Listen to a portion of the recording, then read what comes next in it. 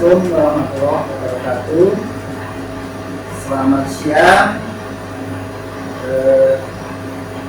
Kita akan memulai atau kita akan praktikum analisis instrumentasi. Dalam hari ini kita mau praktikum HPLC atau LC atau HPLC. Nah, sebelum kita mulai materi atau praktikum ini, saya kenalkan dulu peralatan yang ada di HPLC. Jadi HPLC itu adalah suatu alat untuk suatu pengujian, atau dalam hal ini adalah menguji senyawa atau sampel yang mau kita target atau yang mau kita tentukan untuk pengujian apa. Nah, kalau lihat dari sisi ini, HPLC itu apa? Itu HPLC. HPLC adalah High Performance Liquid Chromatography. Nah, kalau di Indonesia kan HPLC itu adalah kromatografi cair kinerja tinggi. Nah, apa itu kinerja? Nah, kinerja adalah merupakan suatu bagian atau merupakan suatu keseluruhan dari masing-masing antara fase gerak. Dalam hal ini kita pasang di sini, ini sebagai fase gerak, dan fase diam. Ini adalah sebagai fase diamnya, dan di sini adalah pompa atau pumpnya yang menentukan dia performanya dilihat dari ini 1, 2, 3. Jadi ada fase gerak, fase diam, dan pompa ini yang menggerakkan fase geraknya. Oke, nah berarti HPLC itu apa?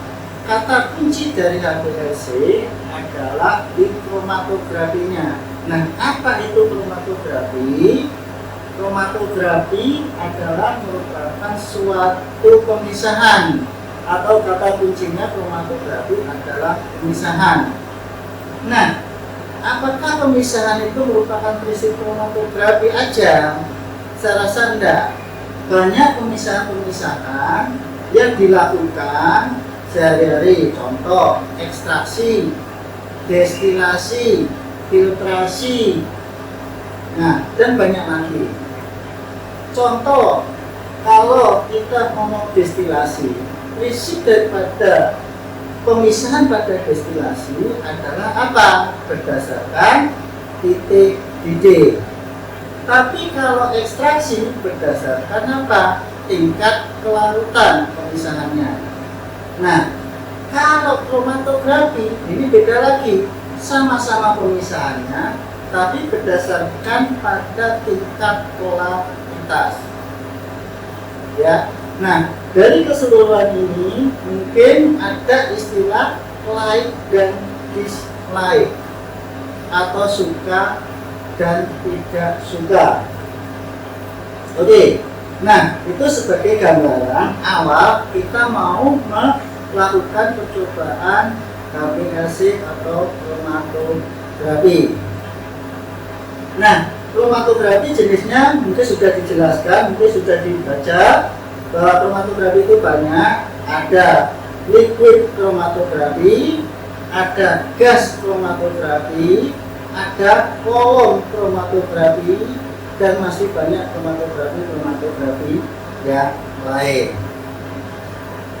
Oke, nah sekarang bagian-bagian daripada kromatografi itu apa yang saya jelaskan tadi?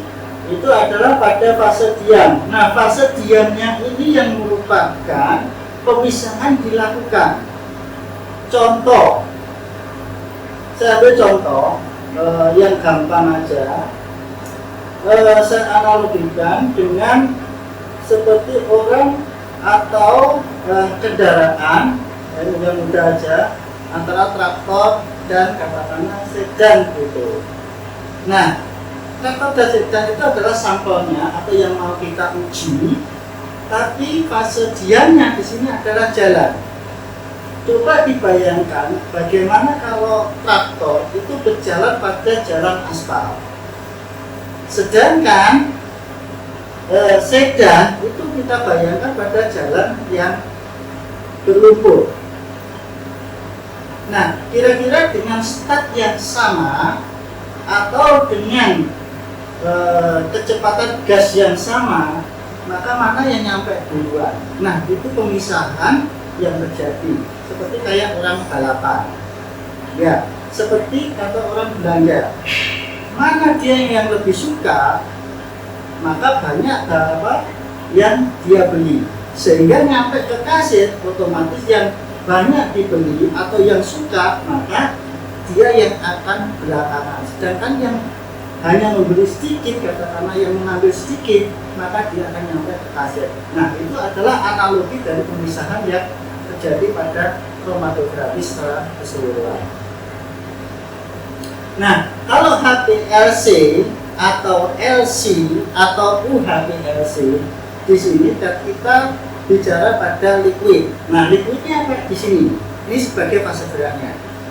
Oke. Nah, fase gerak ini nanti yang akan membawa sampel, yang akan membawa senyawa-senyawa yang kita uji. Ya, di sini ini adalah auto sampel. Nah, ini adalah auto sampel yang menempatkan dia di sampel ini. Kita tempatkan pada lubang-lubang ini di botol-botol payung semacam kayak gini, ya. Sehingga apa? Kita tidak masukkan aja pada auto sampel di sini.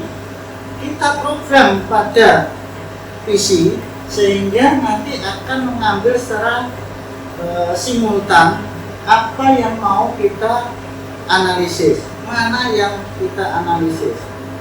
Nah, keuntungan daripada auto sampel ini apa? Ya, kalau Anda punya sampel 1 atau 2, mungkin waktunya hanya butuh sekian menit, hanya butuh waktu katakanlah maksimal 30 menit.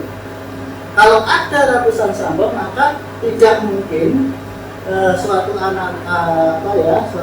analis akan nunggu atau menganalisis secara satu persatu. Maka begitu ini kita sampel kita masukkan di auto sampel di sini semua, alat ini kita program, kita running, ya tinggal menunggu besok atau kapan dia selesai. Contoh, dalam satu analisis kita memerlukan waktu 10 menit, masing-masing 3 ulangan. Kalau 100 sampel berarti 100 kali 10 menit kali pengulangannya berapa? 3. Nah, tinggal jumlahkan waktu, mungkin 24 jam alat ini bisa running. Oke, nah itu auto sampel yang sampel atau senyawa-senyawa yang akan kita target di sini. Oke, nah sampel ini tadi akan dibawa oleh fase gerak melewati pompa. Ini pump di sini adalah yang mendorong sampel tadi untuk dipisahkan di sini di fase diam. Nah, fase diam dalam ini kita menggunakan istilahnya kolom. Nah, kolom di sini beda dengan kolom HPLC, beda dengan kolom yang ada di sisi. Kalau di sisi bisa panjang, bisa 30 meter, bisa 60 meter. Tapi kalau di HPLC atau di liquid chromatografi, dia jauh lebih pendek. Nah, tapi di sini di HPLC ini ada beberapa macam ukuran. Nah, apa bedanya antara HPLC dengan UHPLC atau LC? Nah, UHPLC di sini bisa dilihat dari ukuran atau partikel size yang ada pada dalam kolom. Nah, ini tentunya jauh berbeda. Di sini ada kita punya 3 atau 4 macam kolom di sini. Ya. Nah, ini fungsinya adalah untuk pemisahan. Nah, Supaya dia bisa, supaya kinerjanya bagus, kita harus pandai-pandai memilih dalam hal ini ukuran atau partikel size atau ukuran partikel dan kinerja pada pompa di sini, pada pompa HPLC di sini.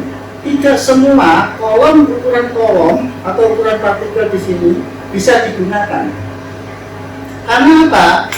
Kalau di sini kita menggunakan pump atau yang menggunakan fase gerak ini bisa sampai 1250 bar. Oke. Nah, sedangkan kalau di HPLC itu maksimal hanya 400 sampai 500 bar. Nah, 400, 500, 1200 itu dilihat dari apanya? Dilihat ada partikel size yang ada di kolom. Nah, kalau partikel size-nya semakin kecil, dalam hal ini kalau ini menggunakan menggunakan 2,5 mikron, yang ini 1,7 mikron, yang ini, maka ukuran partikel yang ada di sini antara 5 dengan 5 yang ini dengan yang 1,7 mikron, maka kinerjanya bagusan yang ini. Kenapa? Saya analogikan, kalau Anda punya pasir sama sama kerikil, nah, kita letakkan pada tabung yang sama, kemudian kita aliri dengan air, maka mana yang nyampe duluan? Nah, tentunya kalau pasir itu ukurannya kecil, sehingga porositas, sehingga apa? Distribusi nanti fase gerak yang masuk data sampel ini akan terpisah secara sempurna. Nah, itu kinerja. Semakin kecil, semakin bagus. Nah, semakin kecil ini tentunya butuh performance, butuh kinerja pompa yang sangat tinggi. Makanya di sini kita menggunakan 1250 bar. Nah, ini nanti ukuran 1,7 mikron ini atau 2 mikron dia bisa dicapai. Tapi kalau kita menggunakan HPLC, ini tidak akan bisa untuk mencapai tekanan pada 1200 bar. Nah, itu bedanya. Nah, bedanya apa? Antara HPLC yang dulu kita praktikan, kakak-kakak kelas Anda dulu praktikan HPLC, apa keuntungannya? Apa bedanya dengan HPLC yang dipakai sekarang di lab analisis instrumen ini? Adalah satu, pemisahannya HPLC jauh lebih tinggi daripada HPLC. Satu. Kemudian yang kedua, waktu yang digunakan jauh lebih singkat. Contoh, kalau dulu kakak kelas Anda yang praktikum HPLC pakai menggunakan kolom yang ini dulu pakai HPLC, ini paling tidak butuh waktu 30 menit. Tapi kalau sekarang kita sudah HPLC, ini hanya maksimum nanti praktikum hanya 10 menit. Nah, dari situ nanti coba Anda bayangkan bahwa kinerja daripada HPLC jauh lebih tinggi. Nah, kemudian yang ketiga apa? Fase gerak yang kita gunakan jauh lebih sedikit. Kenapa? Karena kalau HPLC maksimal yang dibutuhkan itu 5 mili per menit. Nah, kalau HPLC ini hanya kita butuh 300 mikroliter atau 0,3 mili per menit. Sehingga dari kinerja ini baik HPLC maupun HPLC, maka HPLC mempunyai kinerja, mempunyai performa yang jauh lebih tinggi dari HPLC. Maka nanti Anda bisa memilih saya pakai HPLC atau HPLC, kan begitu. Nah, itu gambaran pada HPLC di sini maupun HPLC. Nah, sekarang saya jelaskan lagi tentang pemisahan yang ada di kolom atau tipe-tipe dari kolom ini. Nah, ada dua macam tipe kolom yang ada pada HPLC. Satu, ada yang dinamakan normal phase, ada yang dinamakan reverse phase. Apa itu normal phase? Apa itu reverse phase? Normal phase adalah tipe-tipe kolom yang mempunyai sifat polaritas yang tinggi. Sedangkan reverse phase itu kecenderungannya dia isiannya di sini adalah non polar. Nah, itu bedanya. Mana yang bisa disukai, mana yang dipilih. Nah, tentunya di sini adalah kembali lagi ke awal, sampel apa atau senyawa tajam apa yang mau diuji, kan begitu. Anda bisa pakai normal, bisa pakai reverse. Nah, sekarang kami saya tunjukkan keuntungan normal phase, keuntungan dari reverse phase. Mana yang Anda pilih dan kerugiannya tentunya. Kalau normal phase bersifat polar. Nah, polar ini fase geraknya harus non polar. Kenapa? Kan begitu. Kalau polar ketemu polar, kecenderungannya bagaimana? Suka sama suka, kan begitu. Dia akan menyatu. Sehingga kolom ini kalau dia polar ketemu polar, dia akan menyatu sehingga kolom ini terjadi blocking atau alias rusak. Nah, meskipun kolom ini Anda baru beli, tapi kalau Anda salah memilih fase gerak, salah memilih katakanlah pola sama pola, maka kolom ini sudah tidak berfungsi atau akan rusak dengan cepat. Nah, sedangkan normal reverse phase adalah tipe-tipe kolom reverse phase, ada tipe-tipe yang mempunyai sifat yang non polar. Maka di sini Anda bisa menggunakan fase gerak yang non polar. Nah, sedangkan di normal phase tadi tidak bisa pakai yang polar. Contohnya polar apa? Kan begitu. H2O, metanol, asetonitrin, dan seterusnya. Tapi kalau non polar, Anda bisa pakai kloroform, pakai bensin, metilin chloride, dan seterusnya. Nah, kalau dilihat dari ini keuntungan, maka reverse phase jauh lebih untung. Kenapa? Karena pada kolom reverse phase, fase gerak yang kita gunakan adalah H2O, metanol, asetonitrin, dan seterusnya, mudah kita dapatkan. Dan harganya pun itu relatif lebih murah. Sedangkan kolom-kolom yang normal phase itu akan apa yang Anda gunakan pelarutnya? Pelarut-pelarut yang non-polar, kayak kloroform, kayak CCl4 dan seterusnya, itu kayak bensin. Maka itu susah Anda dapatkan dan harganya pun relatif tinggi. Nah, dari sini keuntungan dan kerugiannya ini bisa Anda pakai nanti kalau Anda bekerja, kalau Anda tertarik pada penelitian, pada riset atau pada pengujian, mana yang lebih untung, mana yang lebih menguntungkan. Oke, nah itu gambaran-gambaran daripada HPLC di sini atau HPLC, kromatografi secara keseluruhan. Nah, bagaimana untuk melakukan suatu pengujian? Tentunya pengujian itu dilakukan, sampel harus kita siapkan dan harus tahu dulu sampel itu apa. Contoh, apakah saya akan memisahkan katakanlah fenol, memisahkan eugenol atau minyak cengkeh, atau memisahkan toluin dan seterusnya. Nah, tentunya kita harus tahu sifat polaritas daripada masing-masing ini. Nah, nanti secara kualitatif, jadi Anda akan tahu kalau kolom saya yang saya pakai ini adalah non-polar, mana yang nyampe duluan?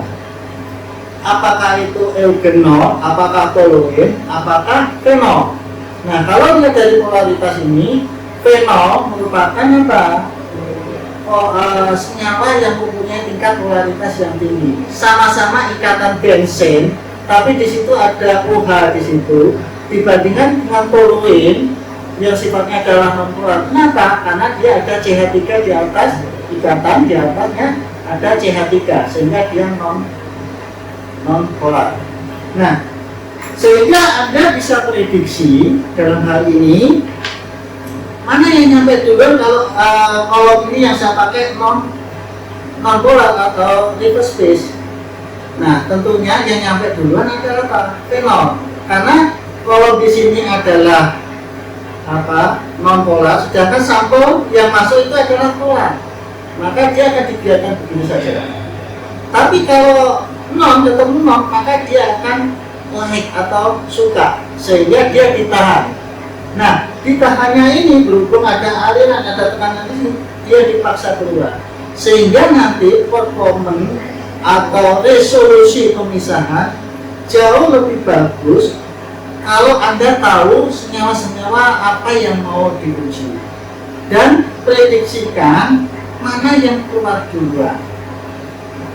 Ya, tentunya dari tingkat polaritas itu Anda sudah bisa mengenali sampel-sampel atau senyawa-senyawa yang terpisah. Oke, nah bagaimana supaya ini bisa terpisah? Tentunya tidak lepas daripada fase gerak yang kita pakai. Nah, kita harus pandai-pandai, harus memilih kira-kira fase gerak yang cocok apa di sini. Kalau ini non atau reverse phase, non polar, maka yang saya gunakan di sini saya bisa menggunakan H2O dan metanol. Nah, metanol dan H2O juga mempunyai tingkat polaritas yang berbeda. Maka Anda harus pandai-pandai untuk mengatur baik kecepatan maupun komposisi yang ada pada fase gerak di sini. Nah, biasanya kalau percobaan itu kita gunakan mempunyai tingkat polaritas yang lebih tinggi, kemudian diturunkan, sehingga polaritasnya akan berbeda. Nah, bagaimana resolusi pemisahan terhadap komposisi terhadap polaritas dari fase gerak? Nah, nanti dari sini bisa disimpulkan bahwa semakin tinggi tingkat polaritas, maka pemisahannya semakin bagus atau semakin tidak bagus di sini. Nah, itu adalah pemisahan. Nah, kalau sudah kita identifikasi secara kualitatif bisa terpisah, maka langkah selanjutnya adalah kita menuju ke analisis kuantitatif atau jumlah. Nah, dalam hal ini nanti kalau analisis kuantitatif mungkin bisa dijalankan di percobaan yang lain seperti di GC, tapi kalau di APLC ini adalah di kualitatifnya lebih dahulu. Oke. Nah, bagaimana kita bisa mendeteksi apakah itu toluene, apakah itu fenol dan seterusnya? Maka tentunya yang keluaran daripada fase gerak tadi yang membahas sampel tadi akan dideteksi oleh apa yang dinamakan detektor. Jadi komponen HPLC itu ya tadi ini autosampler sebagai injektor, ya. Di sini sebagai fase diamnya, ya. Di sini adalah detektor.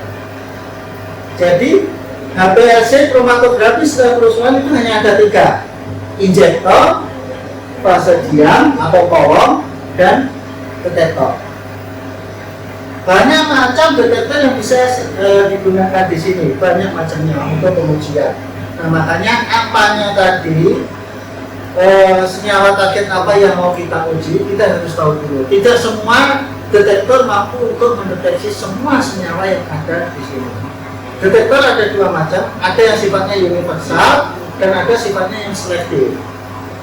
Kalau universal biasanya mempunyai tingkat sensitivity yang lebih rendah dibandingkan dengan yang mempunyai tingkat selektivitas atau yang selektif.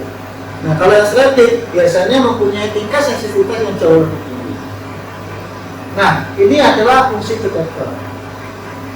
Banyak macamnya detektor, itu antara lain Anda bisa menggunakan UV, bisa menggunakan fluoresen, bisa menggunakan diode array detektor, bisa menggunakan indeks bias, bisa menggunakan yang kita punya ini adalah MS atau mass spektroskopi atau mass spektrometer di sini.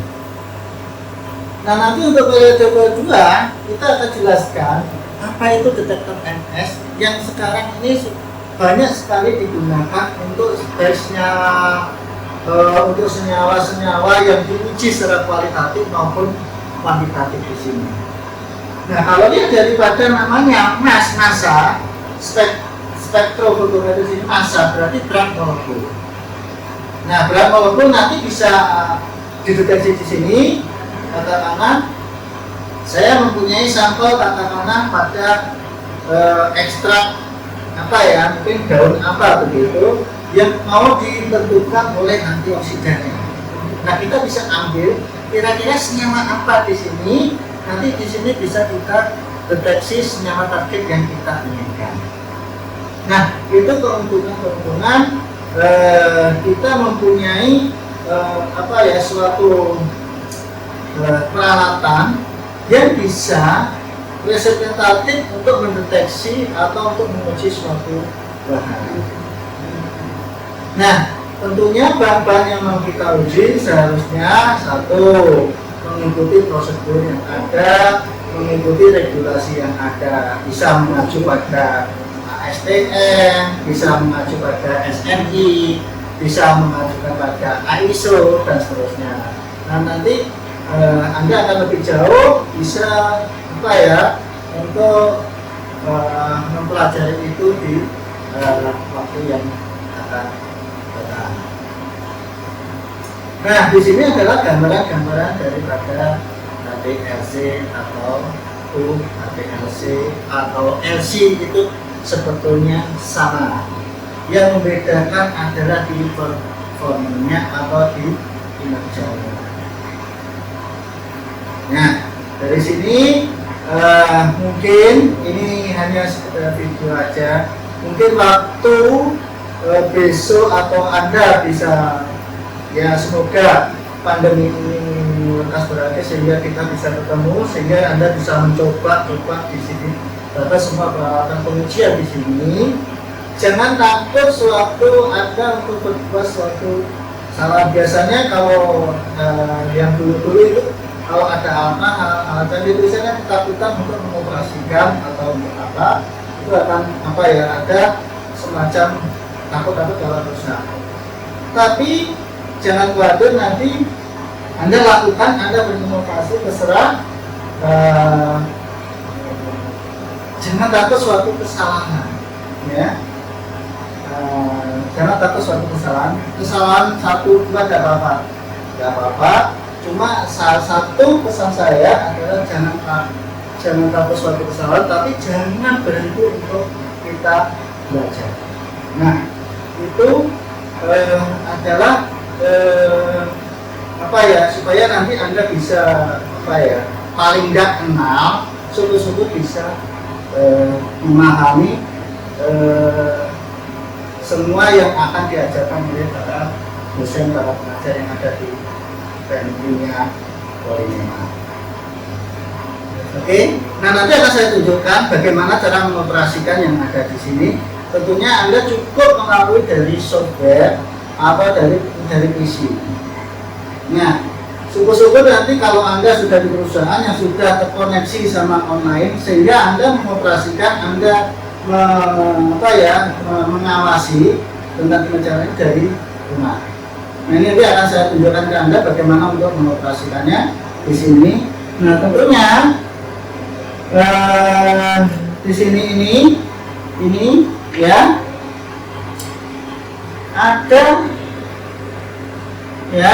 ada fase gerak di sini yang akan kita gunakan. Di sini kita menggunakan 4 A, B, C, D, di mana A di sini adalah H2O, B asetonitrile, C isopropanol, D metanol, tergantung yang Anda pakai yang mana. Contoh, kalau saya menggunakan H2O dan metanol, ini umpamanya perbandingannya 80-20, 80 untuk metanol, 20 untuk H2O. Tinggal setting aja di sini di 80-nya ini. Nah, nanti di sini di A atau H2O ini sebesar 20%. Nah, kecepatan yang kita gunakan berapa di sini? Katakanlah saya menggunakan 300 mikroliter per menit. Ya sudah, tinggal diklik aja di sini. Dia akan mengoperasikan, dia akan memerintahkan pompa di sini untuk menjalankan. Nah, Pompa di sini pergerakannya seperti apa? Maju mundur ini. Ini adalah pompa jenis reciprocating. Yang di sini adalah tekanannya sampai 1250 bar. Nah, yang saya katakan tadi di awal tadi, di mana fase gerak ini akan membawa sampel. Ini kita tutup. Nah, nanti secara otomatis akan mengambil sampel yang ada di sini. Oke. Nah, sampel-sampel nanti begitu diinjek, dibawa oleh fase gerak, dibawa oleh pompa, kemudian dipisahkan di kolom, maka dia akan keluar ke ini. Nah, di sini ada tetesan ini, semacam ini. Nah, ini adalah fase gerak dan sampel-sampel yang kita injeksikan. Ya. Oke. Nah, ini nanti kita pasangkan pada detektor di sini, sehingga detektor nanti akan menjawab, akan mendeteksi senyawa-senyawa apa yang ada pada sampel tersebut. Nah, pertanyaannya, bisa terpisahkah? Bisa apa ya? Antara satu dengan yang lain itu bisa sempurna atau enggak?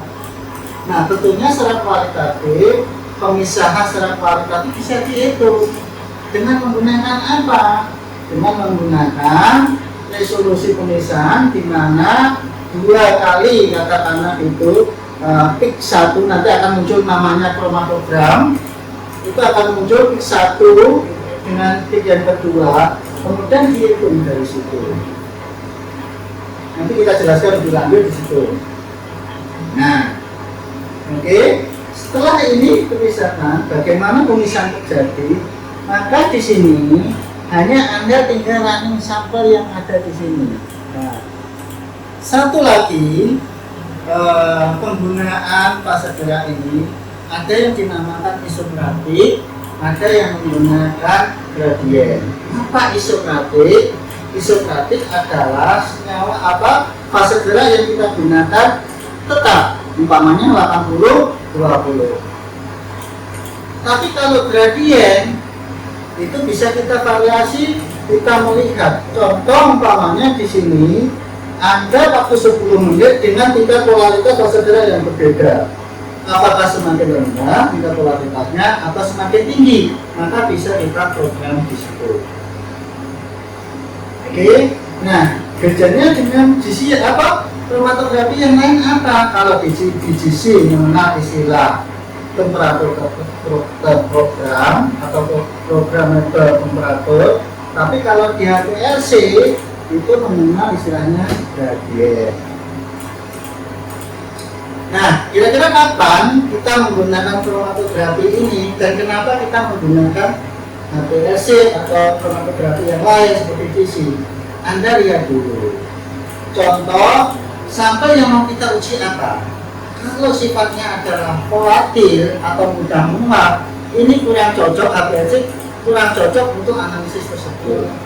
Maka yang Anda gunakan adalah di gas kromatografi.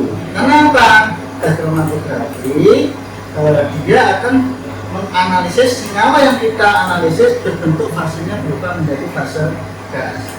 Sedangkan yang notabene yang mempunyai tingkat volatilitas yang sangat rendah, bahkan non volatil, maka GC tidak cocok atau gas kromatografi tidak cocok, yang cocok kita gunakan HPLC. Nah, contohnya apa? Kayak bahan makanan, lemak, protein, itu yang tidak mempunyai tingkat GC atau mempunyai tingkat volatilitas yang rendah. Makanya ini cocok untuk analisis yang kayak bahan makanan, obat-obatan, dan seterusnya. Ini sangat cocok. Kenapa? Yang notabene adalah dia non-volatil. Kalau volatil, ini tidak cocok, Anda pakai di kromatografi yang lain, contohnya GC. Oke. Nah, dari sini mungkin ada sedikit gambaran. Mungkin apabila mungkin kurang jelas, bisa ditanyakan ke pengajar atau ke yang lain di sini. bisa melalui langsung, melalui nanti kalau bisa kita ketemu langsung secara tatap muka atau lewat media sosial lainnya.